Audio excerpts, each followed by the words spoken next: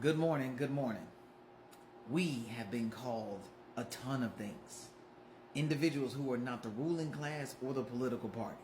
Proletariat, commoner, serf, the citizen, people, subjects, peasants. We've been called many things. When we have found out that injustice, negative things that have exacerbated, grown too big, gotten too common by those who speak for us or rule over us or make the laws that govern us. And we've done different things. We have protested. We've done civil disobedience. We've used legal and political action to fix things. We've had armed resistances and revolutions. We've had cultural and intellectual resistance. We have had international pressure and solidarity. We've done a lot over the course of humanity to always have to, this is the problem, rein in those who have sought to be in charge of the majority. We've always had to do something to rein them in. They always say all of these things that they're going to do that are going to be beneficial to all of us. And they get the good side of us to say, yes, I would like those things. You have the resources to offer those things. Let us put you in a position to do right by us. And history has shown us they have not always done right by the majority. Corruption is something that we are always going to deal with as long as humanity is here. Let's just accept that for what it is. Legislative authority is a direction that I have chosen to give individuals the opportunity to control those that are supposed to advocate for us.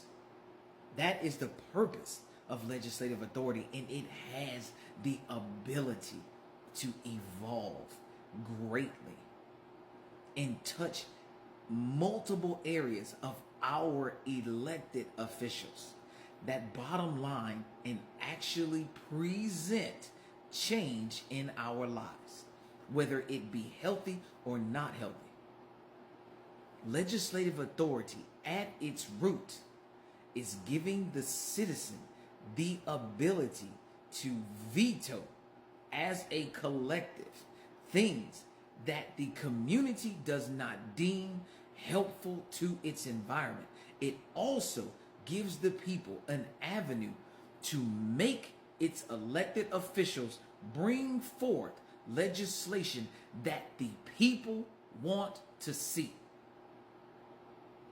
This is what legislative authority does. Get behind it before we have to find another means. This is an escalation of force. It's always been an escalation of force. We're talking, we're protesting. We're telling you that there is something wrong. We're watching the people who are our representatives do wrong like we don't see it. Like we're not able to discern right and wrong. There are only a few people that meet the definition of affluent in our society. And the majority of citizens do not meet the definition of affluence. I just want to make that clear. I want to make that clear. The understanding of right from wrong is a moral concept.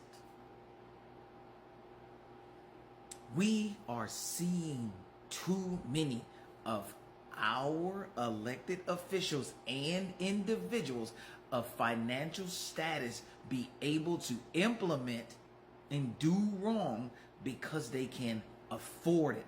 At the baseline of the conversation, it's because they can afford it. The people who cannot afford to financially make change, the only avenue currently is voting. That's all they gave the citizen. And in some places, you can clearly see In some areas, they're trying to make that difficult and take that away. There will always be, because we have a system of law, there will always be people that are willing to uphold that law. This means that to go against the system, you're going to go against those individuals protected by the system that are there to make sure that the system works. Do you understand? That's important. We understand that man, human, is corruptible. Are we corruptible on a grand scale is the question that legislative authority will bring. Are we corruptible as a society? Will we all choose the wrong thing to do? That's what legislative authority will answer. And we need that answer because we know that the few are easily going to do what's best for them and not always what's best for the majority. Legislative authority is going to answer the question, does humanity really have moral goodness at its core? Because now you get a good percentage that is going to say that this is what we want because it's best for the majority. How can you say that if we get a majority that votes something in, that the majority didn't think that it was going to work for them? We have to figure this part out, and we have to get intelligent on the wording, because there will be corruption, because there always is. We cannot and we do not. Have you ever ask a child, why did you lie? They do not know. This means that there is something that is inherent to drawing you into something negative. They do not know all the time why they lie or why the first thought is, should I tell the truth? They just don't know. Moral character, teaching moral character, and now having the avenue to utilize that moral character is going to bring us somewhere. A lot of people asking these questions. Why is no one covering these stories? Why is no one doing the right thing? Who's going to do the right thing? You're going to do the right thing. You're going to do the right thing now that you've been given that availability to. You don't have to ask why. You don't have to concern yourselves anymore with, well, they're just going to pass. No, you're going to allow them to pass. This isn't sending messages in protest. This is not that. This is having an active role in your government. That's what legislative authority is. That's what it means to put an individual like myself, Rodney Glover, in the seat to give you this availability.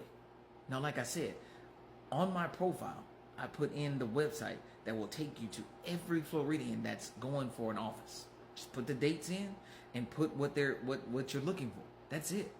Everyone's gonna pop up on that paper. Go look and listen. How many individuals are telling you that you need to be a part of the system and how they're going to incorporate you into that, aside from just asking for your vote? I'm not just asking for your vote. I'm asking you to be a part of this government and to let it thrive. Let's let it build. Thank you. You guys have a great day.